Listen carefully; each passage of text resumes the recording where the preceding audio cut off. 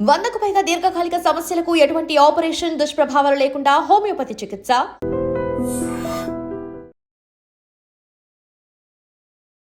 Welcome to iDream media.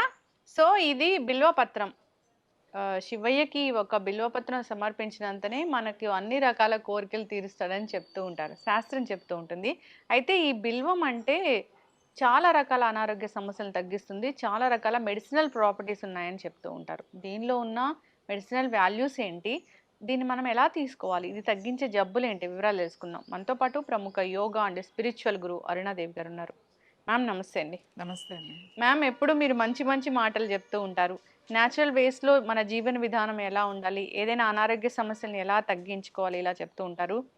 ఒక పెద్ద యోగా గురువు మీరు. ఎన్నో ఎన్నో ఏళ్ల నుంచి తెలుసు మాకు.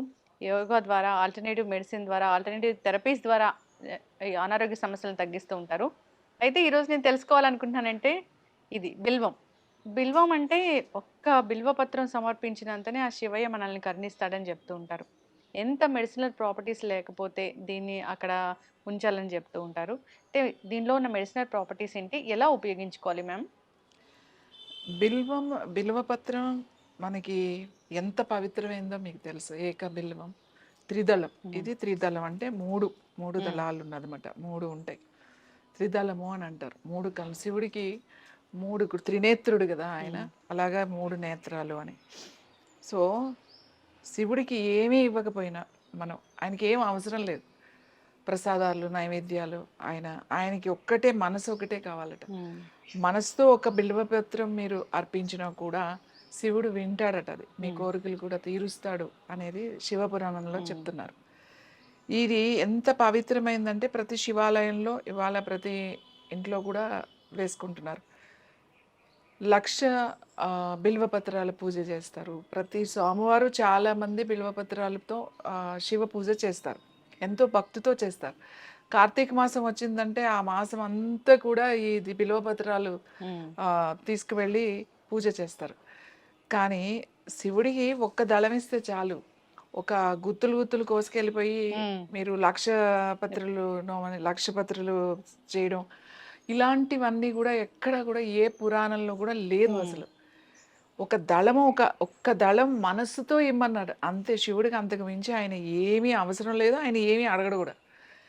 కానీ దాన్ని ఇవాళ ఎలా అయిపోయింది అని అంటే, ఇప్పుడు కార్తీక మాసం వచ్చిందంటే 1,00,000 పత్రుల పూజ చేస్తారు. ఏంటి బిల్వార్చన అని చెప్పేసి ఈ బిల్వాలు 1,00,000 తీసుకెళ్ళి చేస్తారు. అది మాత్రం చాలా పొరపాటు. ఎందుకంటే ఇది శివుడికి ఎంత ఇష్టమైందో ఆయుర్వేదంలో కానీ న్యాచురోపతిలో కానీ దీంట్లో మెడిసినల్ వాల్యూస్ ఎన్నో ఎన్నో ఎన్నో ఉన్నాయి ఇందులో, ఈ బిల్వంలో. ఇది మనకి అంటే హెల్త్ వైపు ఎలా ఇది పనిచేస్తుంది అనేది మనకి ఇక్కడ చేసుకుంటే, ఇది శివుడికి ఇష్టం. శివుడు అంటే రుద్రుడు, మహేశ్వరుడు, ఈశ్వరుడు అని కూడా. ఇది ఎందుకు అంత ఆయనకి ఇష్టము అని అంటే, ఇది ఈ పత్రం తీసుకోవడం వల్ల మన నాడీస్ ఎనర్జీ ఛానల్స్ ఓపెన్ అయింది. ఓకే, మనకు నాడీ ఉంది కదా, సింపాథటిక్ నర్వస్ సిస్టమ్ ఉంది, అలాగే పారాసింపాథటిక్ ఉంది.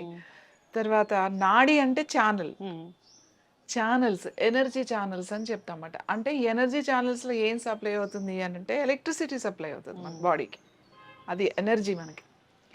దానికి ఇది గనక మనం తీసుకుంటే ఎనర్జీ ఛానల్స్ దీనికి శుద్ధి చేసి మనకి ఎనర్జీ బాగా ఫ్లో అయ్యేటట్టుగా చేస్తుంది. మెయిన్ అది ఇంపార్టెంట్. అంటే చాలా మంది ఎనర్జీ బ్లాక్ ఉంది అని చెప్తూ ఉంటారు కదా. ఇప్పుడు నా చక్రాస్ బ్లాక్ అయిపోయినాయి, లేకపోతే నా చక్రాస్ ఓపెన్ అవ్వాలి, లేకపోతే ప్రాణాయామం చేయాలి, బాగా ఎందుకో చేయలేకపోతున్నాను, ప్రాణాయామం చేసినా కూడా నాకేమి ఎనర్జీ లేదు, ప్రాణముద్ర చేయమని చెప్తాం. ఒక్కొక్కసారి ఎనర్జీ లెవెల్స్ చాలా డౌన్ అయిపోతాయి, చాలా అస్సలు ఎనర్జీ లేదు, నాకు చేత కావట్లేదు అని ఇలాంటినప్పుడు కూడా ఈ ఆకు ఒక్క దళం, ఒక్క ఆకు అంటే ఒక దళం, ఈ దళాన్ని జస్ట్ మీరు ఒక గ్లాస్ వాటర్లో ఈ దళం పూర్తిగా మంచిగా కడుక్కుని దీన్ని ఇలానే వేసేయచ్చు.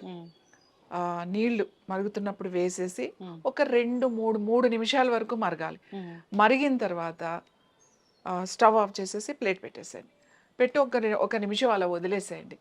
తర్వాత దీన్ని తీసుకుని మంచిగా, వాటర్ ఏం కలపొద్దు దాంట్లో, మళ్ళీ నిమ్మకాయ తేనె ఏం అవసరం లేదు, జస్ట్ అలానే తాగండి వాటర్.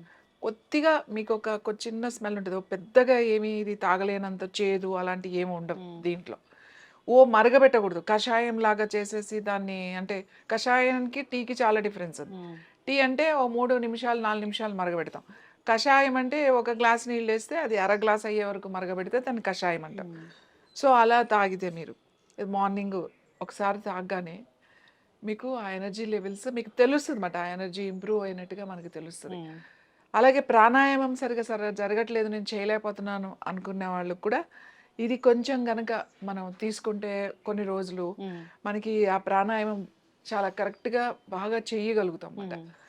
తర్వాత ఇంకా ఏంటి అనంటే ఇది దీన్ని ఏం చేస్తారంటే చాలామంది ఇంతకుముందు కొన్ని ఆశ్రమాలు, యోగులు వాళ్ళ దగ్గరికెళ్ళినప్పుడు, వాళ్ళ దగ్గర ఉన్నప్పుడు దీన్ని రాత్రే అన్నం వండి, ఆ అన్నంలో కొంచెము పాలు పోసి, తర్వాత కొంచెం పెరుగు తోడులాగా ఇలానే త్రిదళాన్ని వేసేసి ఎక్కువ క్వాంటిటీని బట్టి కొంచెం ఎక్కువ వేసుకుంటారు. మనం ఒక్కళ్ళకే చేసుకున్నాం అనుకోండి, ఒక దళం సరిపోతుంది.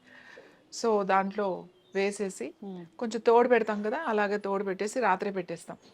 పొద్దునకి అది మంచిగా పెరుగుగా అవుతుందన్నమాట. ఇది కూడా ఉంటుంది దాంట్లో. మంచి పెరుగుగా తయారవుతుంది. ఆ పెరుగు అన్నం అన్నమాట. మనం అది పొద్దున్నే తినేసారనుకోండి, కరెక్ట్‌గా 8, 9 గంటలకల్లా మీరు గనక 9 లోపల 9 దాటకుండా గనక అది తిన్నారు అనుకోండి, సెల్‌ని యాక్టివేట్ చేస్తది అది. అది ప్రోబయోటిక్‌గా పనిచేస్తది. ఎందుకంటే మనం పెరుగు చేసాం కాబట్టి దాంట్లో బ్యాక్టీరియా వేసి, అలాగే ఇది ఉంది కాబట్టి ఇది సెల్‌కి వెళ్తది. ఇది క్యాన్సర్‌కి ఎందుకు మంచిది అని చెప్తాము అనంటే, సెల్‌ని యాక్టివేట్ చేసే గుణం దీనికుంది. ఎనర్జీ మీకు ఎక్కడుండే సెల్ నుంచి రావాలి మీకు. సో, ఈ సెల్ రిపేర్‌కి ఇది పనికొస్తది. మన సెల్‌ని రిపేర్ చేసుకోవాలి, ఎనర్జైజ్ చేసుకోవాలి. లేకపోతే ప్రాబ్లమ్ వచ్చింది. ఎందుకు ఇది క్యాన్సర్‌కి మంచిది? నేను ఇంతకు ముందు కూడా మనం మాట్లాడుకున్నాం. ఇది క్యాన్సర్‌కి చాలా మంచిది అని. ఎందుకంటే ఇది సెల్‌ని రిపేర్ చేస్తది కాబట్టి ఇది మంచిది, పవిత్రమైనది. ఏదైనా సరేనండి, ఇది చాలా పవిత్రం అనుకున్నది అది మన బాడీకి చాలా బాగా ఉపయోగపడుతుంది. చాలా చాలా చాలా ఉపయోగపడుతుందన్నమాట. ఎనర్జీ లెవెల్స్ పెరుగుతాయి, సెల్ రిపేర్ జరుగుతుంది. అలాగే తర్వాత ఇది బీపీ, హై బీపీ అలా ఉన్న వాళ్ళకి కూడా ఇది చాలా మంచిది.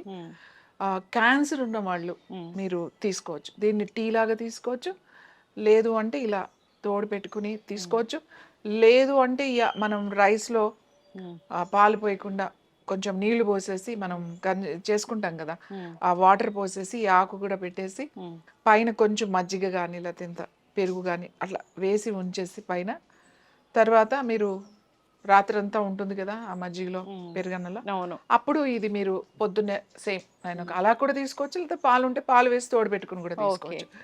సో, ఎక్సలెంట్గా మీకు మెడిటేషన్, ముఖ్యంగా ధ్యానం సాధన చేసేవాళ్ళు, మేము మెడిటేషన్ చేసే వాళ్ళకి చెప్తాం, మీరు 3 పూట్ల తింటే కుదరదు అని చెప్తాం.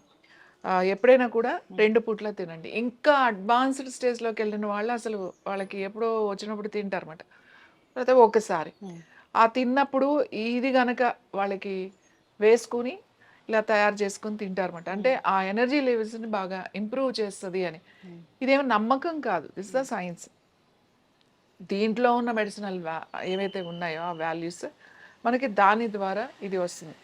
ఇంకా దీనితో కూడా మెడిటేషన్ చేయొచ్చు. అంటే దాని తెలిసి ఉండాలి దీని గురించి. మనం ఎందుకు శివుడికి ఇది ఇచ్చి అక్కడ కూర్చోమని మనం ఎందుకు చెప్తాము? ఇది శివుడికి ఇష్టమా అంటే శివుడికి కాదు, మనకి ఇష్టం. శివుడు అంటే ఇక్కడ ఎవరు? ఒక ఎనర్జీ, ఒక శక్తి, ఒక యూనివర్సల్, ఈ సృష్టిని అంతటిని నడిపించే అంత ఒక గొప్ప శక్తి. అదే శక్తి నీ లోపలే ఉంది. ఎక్కడుంది? నీ సెల్ లోపల ఉంది. సో ఆ సెల్ లోపల ఆ సెల్ ఎనర్జైజ్ చేసుకోవాలి అని అంటే ఆ శక్తికి ఇది అవసరం, చాలా అవసరం అన్నమాట. మనకి ప్రతిదీ కూడా ఇది చాలా ముఖ్యం. ఇప్పుడు మనం వినాయక చవితి జరిగింది, ఎన్ని పత్రులు పూజలు చేస్తాం, అన్నీ కూడా మెడిసినల్ వాల్యూస్ ఉన్నాయి. ఇవి మనిషికి, మానవుడు అన్నవాడికి ఇది ముఖ్యమైనది అని చెప్పడానికే ఈ పత్రులు వాళ్ళ గుర్తుగా మనం వేసుకుంటాం. అంతేగాని ఇది తీసేసుకుని 1,00,000 పత్రులు 1,00,000 ఆకులు తీసుకెళ్లి శివుడికి పూజ చేస్తే మనం డైరెక్ట్గా కైలాసానికి వెళ్ళిపోవచ్చు అని అనుకోవడం అది పొరపాటు. ఒక ఆకు తీసుకెళ్ళి ఆయనకి మనస్ఫూర్తిగా పెట్టినా కూడా చాలు, అంతకు మించి ఏమీ అవసరం లేదు. చలువ చేస్తుందా మ్యామ్ ఇది? ఇది చలవ చేయడం కాదు, ఇది ఏదో బాడీని కూల్ చేస్తుందని కాదు. నేను చెప్పాను, మీ సెల్ని ఎనర్జైజ్ చేస్తుంది అన్న. నేను ఎనర్జీ లెవెల్స్ని ఇంప్రూవ్ చేస్తుంది. ఎప్పుడైతే సెల్లో ఉన్న సెల్ రిపేర్ అంటే సెల్స్ దానికి మీకు ఇంపార్టెంట్ కావాల్సిన సెల్కి ఏంటంటే మనకి అన్ని మినరల్స్ కావాలి, మినరల్స్లో అన్నీ కావాలి. సో ఎప్పుడైనా దానికి ఎనర్జీ తగ్గిపోయింది అనుకోండి, సెల్ యాక్టివేషన్ తగ్గిపోతూ ఉంటుంది. నువ్వు శ్వాస ద్వారా మాత్రమే చేయగలుగుతావు. సెల్ని యాక్టివేట్ చేసుకోవాలి అని అంటే దానికి ఒక ఎనర్జీ కావాలి, ప్రాణశక్తి కావాలి. ప్రాణశక్తి రావాలి, ఎంత చేసినా మేము ప్రాణాయామం చేస్తున్నాం, ముద్రలు చేసినా, ఎంత చేస్తున్నాం రాను అనుకున్న వాళ్ళు దీనితో ఒక టీ లాగా కానీ లేకపోతే అలా కనుక తింటే మీ సాధన తెలుస్తుంది మనకు ఆ డిఫరెన్స్. ఆ ప్రాణశక్తి బాగా ఇంప్రూవ్ అయినట్టు, ఎనర్జీ లెవెల్స్ పెరిగినట్టుగా కూడా తెలుస్తుంది. ఆ సెల్ కనుక ఎనర్జీ వచ్చింది అనుకోండి, ఆటోమేటిక్గా ఈ క్యాన్సర్ ఉన్న వాళ్ళకి ఎప్పుడైతే ఈ సెల్స్ స్ట్రాంగ్ అయిపోయినాయో, ఈ క్యాన్సర్ సెల్స్ మీద ఈ మంచి సెల్స్ దాని మీద దాడి చేయడానికి అవకాశం ఉంటుంది. ఎందుకంటే మన సెల్ వీక్ అయిపోవడం వల్ల ఈ దొంగ సెల్స్ బాగా వచ్చి ఈ మంచి సెల్స్ తీసుకోవాల్సిన ఆహారాన్ని కూడా అదే తీసేసుకుని ఈ సెల్స్ని చంపేస్తుంది, ఈ సెల్స్ అన్ని మార్చేస్తుంది. కాబట్టి ఇది దానికి ఎనర్జీ పెంచడానికి, అందుకని క్యాన్సర్ ఉన్న వాళ్ళు ఇది తీసుకోండి అని చెప్తాం. అలాగే ఆశ్రమాల్లోనూ, కొన్ని ఆశ్రమాల్లో కొంతమంది యోగులు, కొన్ని అప్పట్లో వైద్యం చేసేవాళ్ళు, వాళ్ళ దగ్గరికి వచ్చిన వాళ్ళు అక్కడ ఉన్న వాళ్ళకి ఏదో ఒక సమస్యతో వస్తారు కాబట్టి వాళ్ళకి ఆ ఎనర్జీ లెవెల్స్ తక్కువగా ఉంటాయి కాబట్టి ఇలాంటివి ఇచ్చి కూడా పెట్టేవాళ్ళు. చక్కగా చెప్పారు మ్యామ్. అంటే దేవాలయాల్లో ఇలాంటి మహావృక్షాలని పెంచాలి, దేవుడికి ఇలాంటివి నివేదన చేయాలి, సమర్పించాలి అని పెద్దలు చెప్పారు, ఋషులు మునులు చెప్పారంటే దాని వెనక చాలా సైంటిఫిక్ రీజనే ఉంటుంది, అర్థం పరమార్థం ఉంటుంది. సో మీలాంటి గురువులు చెప్తూ ఉంటారు దాంట్లో ఉన్న సైంటిఫిక్ రీజన్ ఏంటి, ఎలాంటి మెడిసినల్ వాల్యూస్ ఉంటాయి, ఎట్లా వాడుకోవాలి, ఇది మన దైనందిన జీవితంలో ఎలా ఉపయోగపడుతుంది అని అందరూ ఫాలో అవ్వాలని కోరుకుందాం మ్యామ్. చాలా చక్కటి ఇన్ఫర్మేషన్, ధన్యవాదాలు.